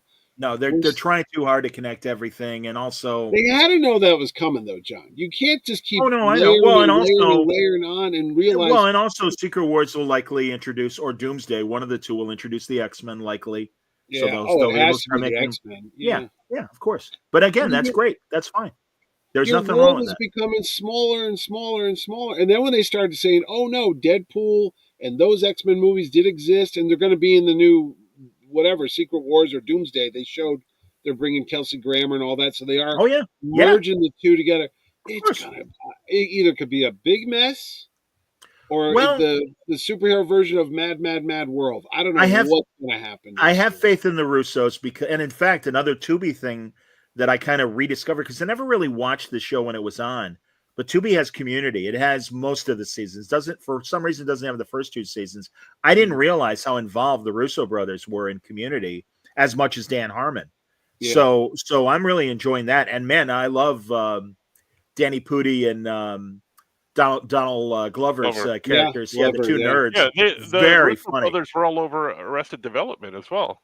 That I knew. That part I knew. Stanley wants to know, and I have not seen these movies, guys. One of them I do want to see. The other one, not so much. He wants to know if we've seen Jurassic World or F1. I saw F1. I wanted to see Jurassic World, but my wife got to pick. All right, let's start with F1. Go ahead, Mitch. Well, I saw it on an IMAX screen, which is gigantic, and we sat dead center.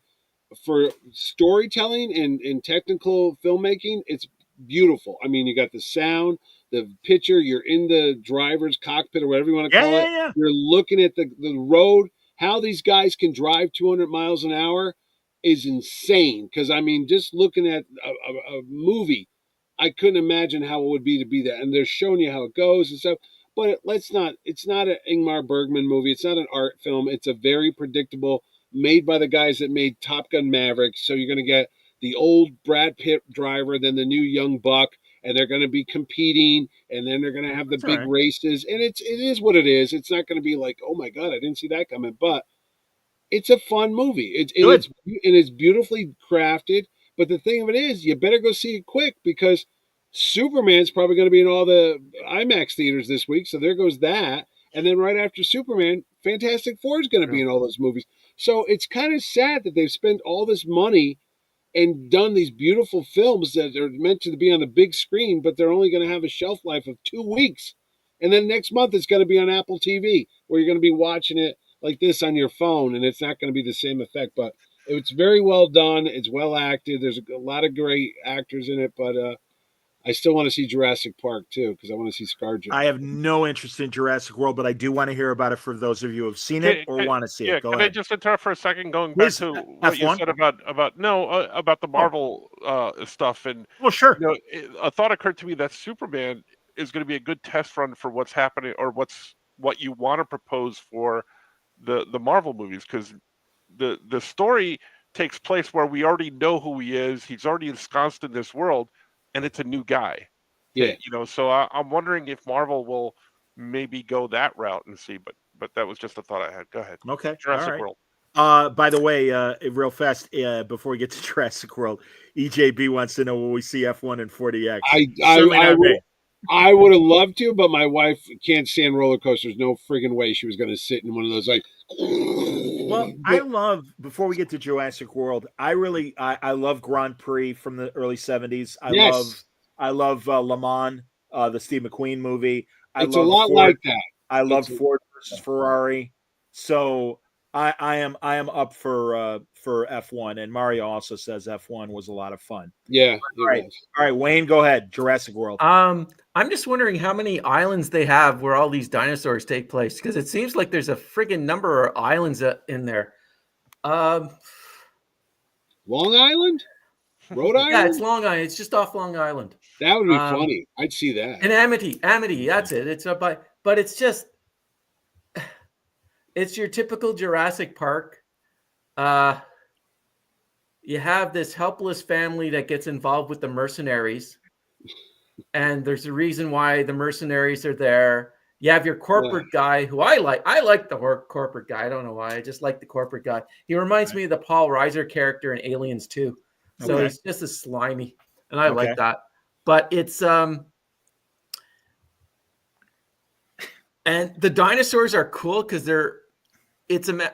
think if Rick Sanchez could create Jurassic Park, because this is the island they're going to, is where it's not just that they're bringing back to life the old dinosaurs. They're bringing back some freaky dinosaurs. Like they're genetically manipulating dinosaurs. And then you get the big one, the huge T-Rex that reminded me a lot of a predator.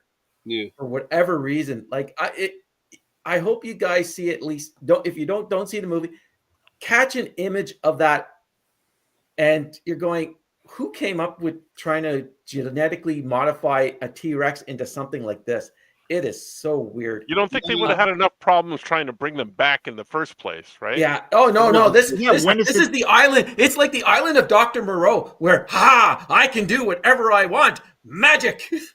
But it is a typical Jurassic Park movie where you're going to get a lot of cool little jump scares here and there. You're going to see some cool dinosaurs chase you and eat you. Is Chris Pratt and nobody? Howard's daughter? There's nothing. No. All new cast. There's no. There's a reference, and I never looked it up. Yeah, it did suck, but I never looked it up. But I think the lead the dinosaur expert, paleontologist might have been the little kid from Jurassic World, from Jurassic Park, because he talked about. It was just briefly where he talked about Sam Neill's character. Yeah, he talked about Sam Neill's character and that he learned from that. So a made-for-TV movie would be perfect way to describe it, but with a bigger budget. Dude. But aren't all these dinosaurs like in the water and stuff like that? How are they not getting to the mainland? No. I can spoil this if you want. No. They have a logical explanation why none of these dinosaurs ever leave the island, especially anything that flies or swims. Okay. Do you want to hear it? No. Well, yeah. Go ahead. Okay. Because these islands are all along the equator, right? Yeah, all along the equator. They have the perfect amount of heat, and it's a high oxygen level, just like it was when they were little dinosaurs millions and millions of years ago. That's why. And what happened is the dinosaurs that have been taken away and placed in zoos all over the world, they're dying. For some strange reason, they're dying. They cannot acclimatize to the harsh climates. And there was a traffic jam at the beginning of the movie where this big dinosaur was the last thing held in captivity, and it's going, it's like dying, and it's just, and you're just, wow. Well, see, I don't believe that, because Jeff Goldblum had to kill that T-Rex in L.A. or wherever he was. See, that was a Spielberg moment. I thought the second one, The Lost World, was actually pretty decent because Spielberg was involved. And at the end of that movie, they even said the dinosaurs were getting off the island and they were starting to spread throughout the world. And then the third one with William Macy was a piece of crap with Tia Leone. I mean, it was like Joe Johnston directed it. And then they came back with Chris Pratt, which was fun because he could talk to dinosaurs like Dr. Dolittle, Dr. Do Dinosaur. Blue. And then they did a haunted house one, which was stupid. And then the last one, they made the old guard meet the new guard, like Star Wars and the young people, they all met. But no one cared because I even told somebody, I don't even remember what that story was about. All I knew is They were all in the movie, but I couldn't tell you what happened. So never had an interest. Continue to not have an interest. You know why they make money? Because of kids. Kids love dinosaurs, and they're going to go to a big. It's like a Godzilla movie. It's like, oh my god! Whoa! Wasn't it the biggest Not grossing compared one to so a far? Godzilla movie. Yeah. Well, Godzilla it's like those shitty King Kong Godzilla movies that they keep making that we keep seeing, and they're dumb as hell. When he's got that axe and stuff. Why? Sorry, don't care. Exactly. -1 is the last Godzilla movie that I wanted to see, and I'm glad I saw. No, that was a good one. That's a good one. Yeah. They're doing a sequel to that, to the -1. Oh, yeah. That's cool. That's cool to hear. And I saw How to Train Your Dragon. I didn't want to, but it was a family thing we went to. Okay. It was. I didn't want to see it because I love the animated movie so much. It's such a perfect movie in story and tone that I just didn't want to spoil it. But it was actually not bad. It was better than I thought it would be. Here's a question for you: they didn't need to make that movie. No. And did it do well? I don't even think it did well. I think it came and went, didn't it? No, it's in the theater. It was open last week. No, it's been a couple weeks, Franco. Yeah, it's been a couple Dragon weeks. was like my buddy Richard Hamilton worked on a couple of the animated shows for Netflix and worked at DreamWorks for like 10 years. So I had him on right before the debut, and that was a couple of weeks ago. Oh. What movie's coming out that I know no one cares about is You're wrong. Avatar. Hold on, don't let him say the title, please, before you start stepping on him. Avatar Part 3. Thank you. All right. All right. I don't know if that was worth it, but all right. No, James Cameron's putting the finishing touches. Let me tell you, that Avatar Part 2, oh my God, I talked about falling asleep during these Disney pictures. Yeah. Oh my God, my kid was with me. He's like, what was it, like 3 hours long, and I don't even care. I hear you, man. No, again. But it made $1 billion. It made like $2 billion. I go, because of kids. Why? Because of kids. I don't buy that, Johnny. Because how long was it?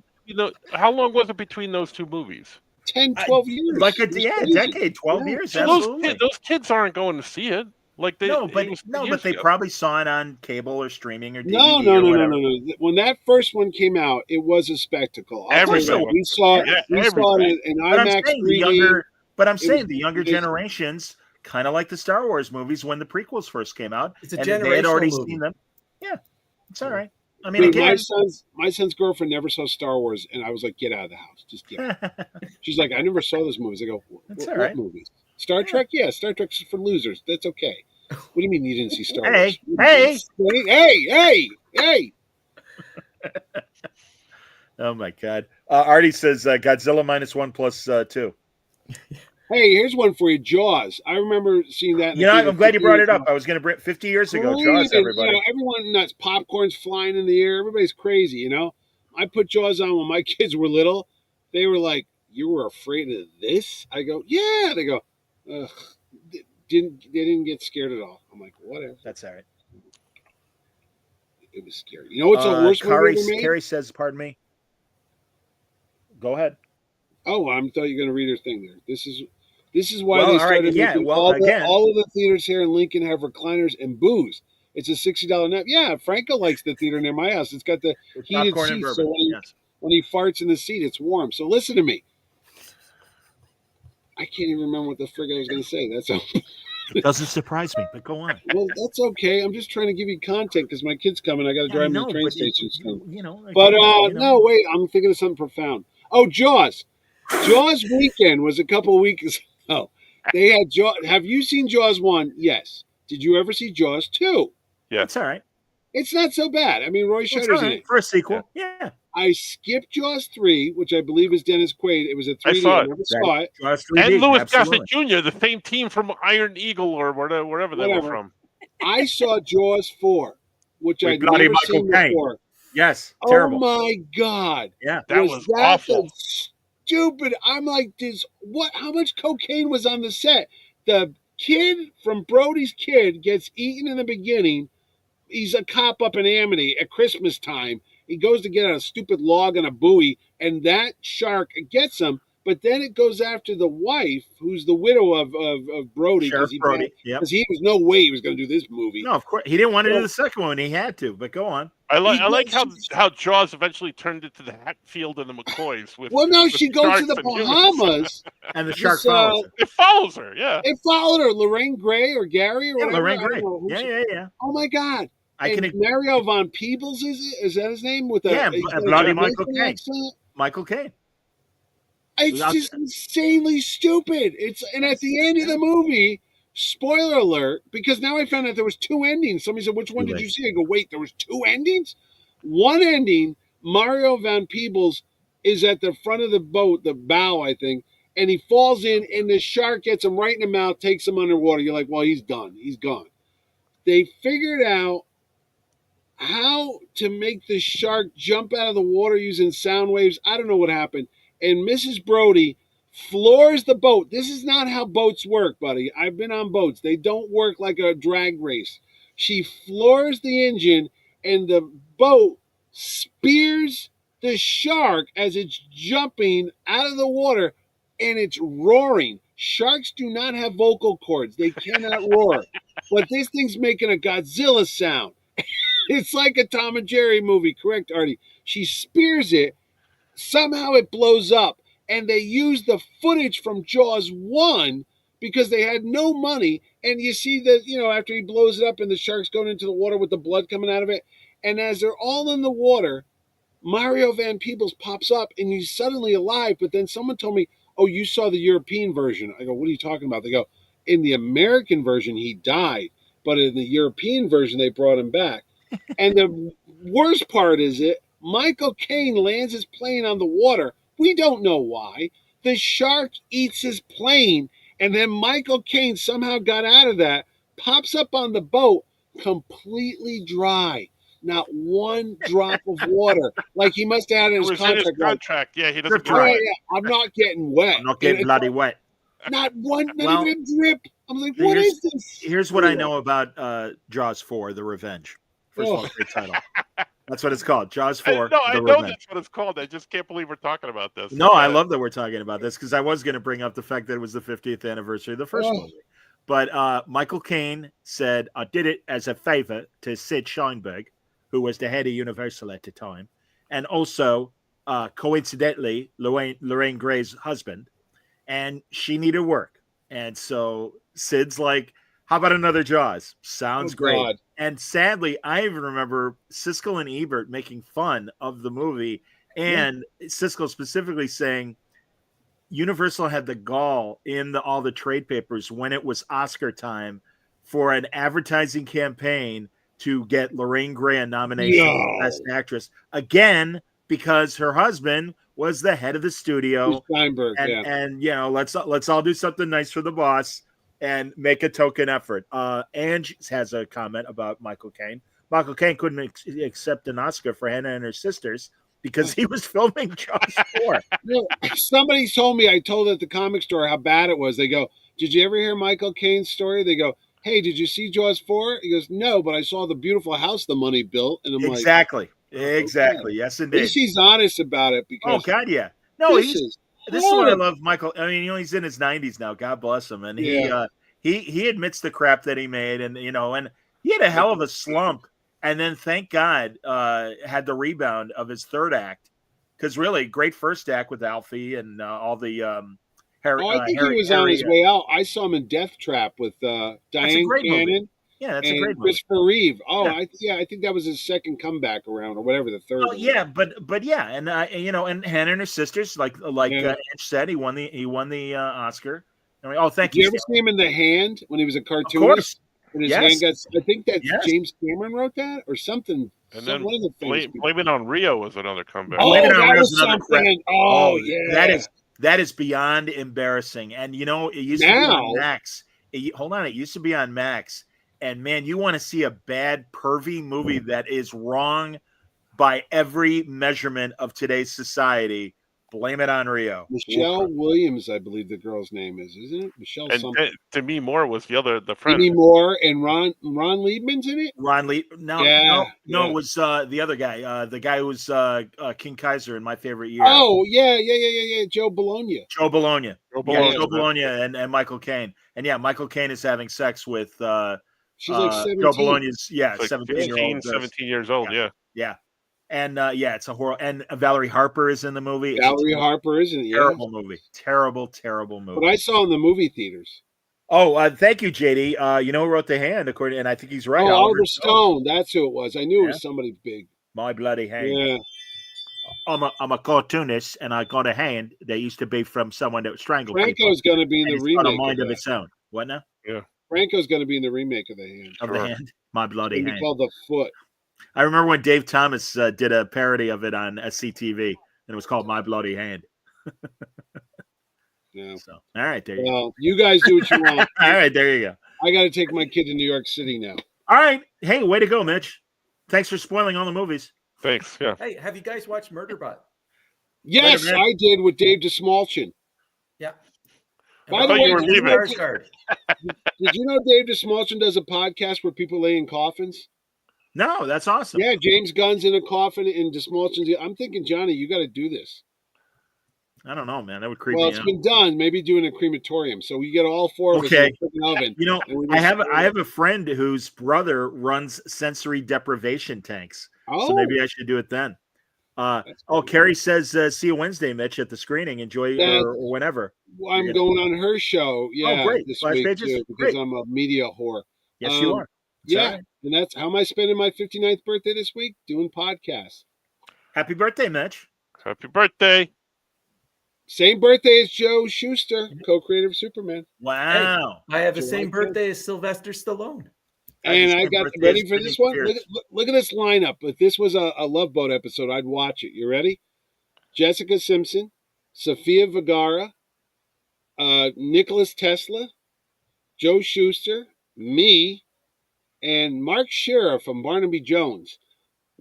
I don't remember Mark Shearer from Barnaby. He was on SWAT too. He played Luca, the Italian kid. All right. But I'm just saying, if he played Jedediah, that was Barnaby Jones' nephew. With Lee Merriweather. Jesus God, you watch all that shit from the 70s. I only remember Lee Merriweather and Buddy Ebsen. Came on that show. But anyway, I'm saying Ed Martin production. Tonight's episode, Murder at the Docks. Wouldn't that be a bad episode of The Love Boat if we all got shipwrecked? Sofia Vergara, she's single, you know. I love her. My God. Yeah.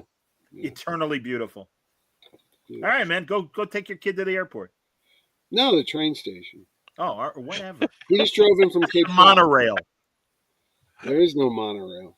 Well, there should be. Tell your kid on the car ride. Tell him all about Jaws 4. I'm sure all the movies. Yeah. He just came back from Martha's Vineyard. Chatham. There was big sharks. There you go. All right, I gotta go. All right, bye. Done. All right, he's out. Insane. Anyways, Murderbot is good. Good to hear. Good to hear. I'm gonna have to make time for that. You know, there's too much to watch, as you guys all know. Mm-hmm. Yes. I was saying off the air, and I'm glad Franco's got the TARDIS up.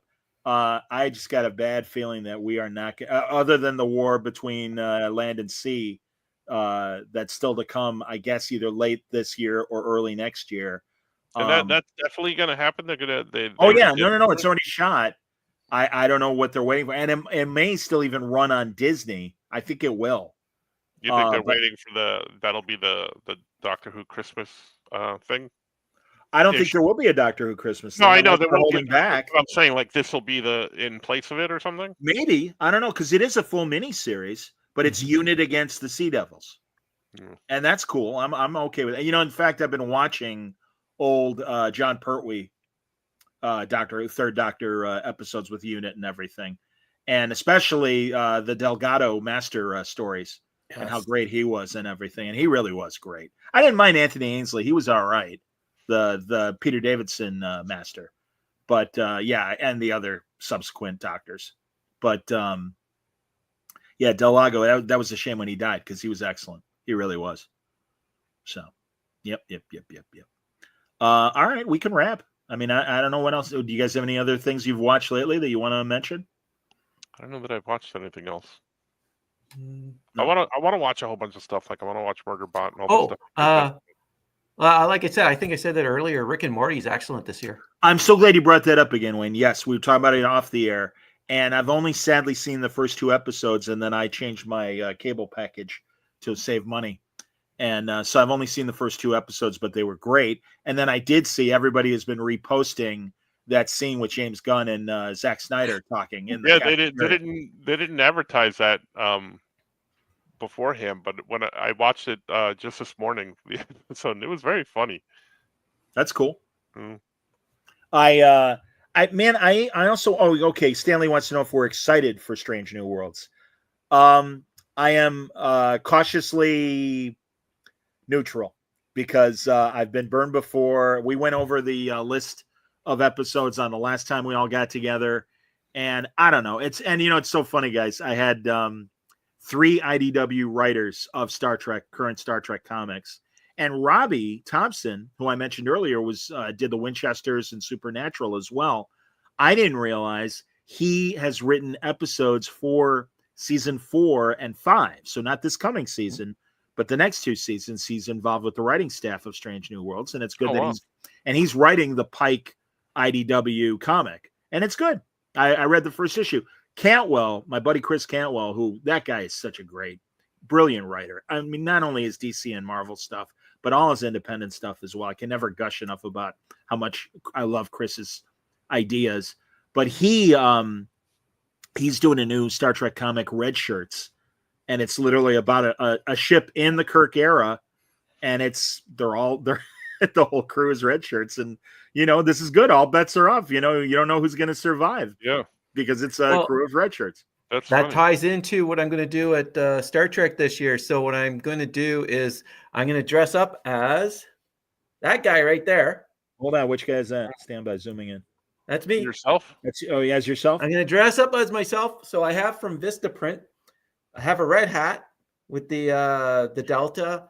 I'll have the long sleeve shirt with the Delta, and I'll have pants. And I have what came in was the Wand Company has produced the replica for the tricorder from the original series.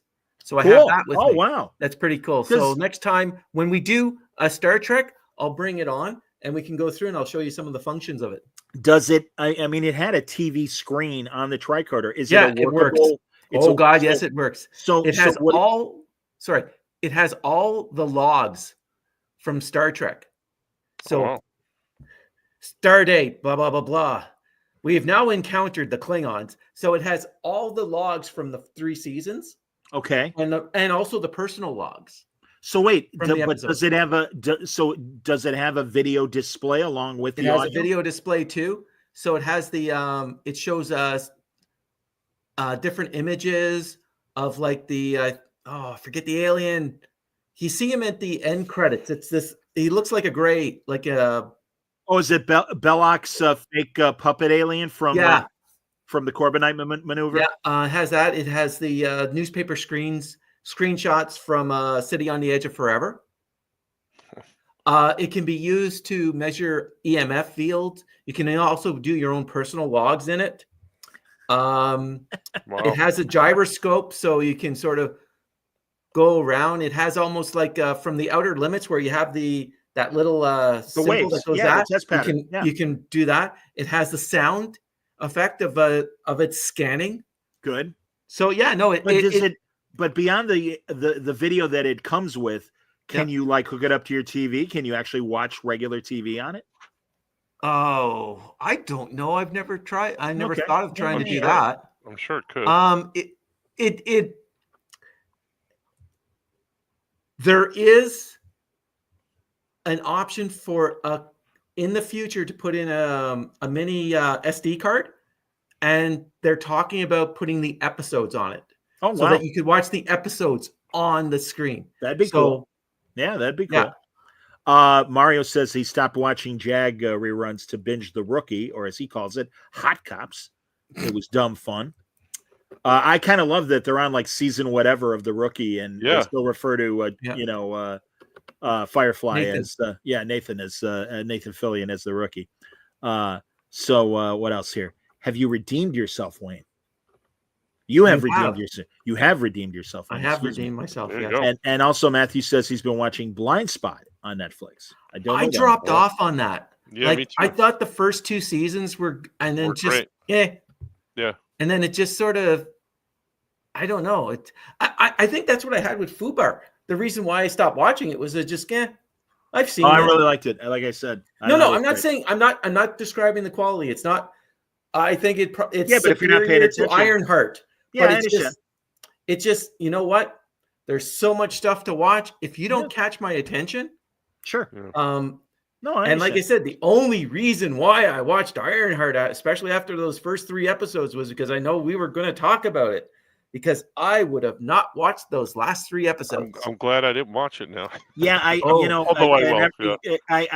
feel. Although I know Bendis and I will likely talk sooner. In fact, I should mention to everybody, our next book club episode is going to be July 16th, and it will be about Saga, the Brian K. Vaughan, Fiona Staples' first volume of Saga.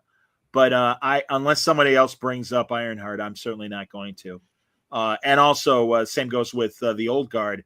I really feel bad for Greg Rucka because Greg did write the screenplay for 2, but it seems like it's strayed away a lot from his original ideas, and that is my own I investigative did watch the Old report. Guard too, and it just I watched it in 2 parts because it just didn't I just couldn't care less. Artie says that Blind Spot has Patrick the Wolf Boy comics in it. Ooh, cool. And also Weirdsville Crybaby comics. Neat. I did not know that. I hope Artie got paid for that. There we you didn't. go. They just asked for permission. Really? Yeah. That sucks. Because it's in the like in the background or whatever. But give him something. That sucks. I don't like that. I don't like hearing that. All right, gentlemen. I think we can wrap things up. Thanks everybody for watching and listening, and everybody, thank good comments. And I don't know if because I know Strange New Worlds is going to happen during San Diego. Yes, and EJB says enjoy Wang Chung and Kajagoogoo, Franco. Oh my God, Kagajuju. And people, too shy, hush die, and of course. The lead singer of Kajagoogoo sang the Never-Ending Story Lamal. Hate that song. Never-Ending Story. Hate that song. Turn around. Yeah, crap. But so at least Mitch and I will make an effort because Mitch and I are not going to San Diego. Wayne and Francis will be on assignment for San Diego. God, it's only a couple weeks away, boys. Mm-hmm. I'm sorry. I know. I'm sorry. Let the pain begin. But until next time, we'll talk soon. Tomorrow morning, I'm recording with Sam Humphreys about his take on the new Avengers. Some Thunderbolts are in there, but not everybody. And I'm going to figure out exactly why this lineup is the way it is in the Marvel comic. But it's excellent, and I do recommend it because it's the continuing story of Bucky chasing down Dr. Doom. And I think that's been a really fun wrinkle to a lot of the Marvel Bucky stories in the last couple of years. And a lot of great writers have been putting those 2 guys together. But we'll talk about that tomorrow, and I'll post that later in the day, and also on audio on Wednesday. So all that's coming up this week on Word Balloon Live. And I mentioned Dan Jurgens will be on to talk about the Superman premiere that he attended tonight. And I'll have seen the movie. He'll have seen the movie. We'll keep it spoiler-free, but we'll give our thoughts on Superman. All that coming up this week on Word Balloon Live. Thanks, everybody. Until next time, everyone stay safe. Stay happy, stay healthy.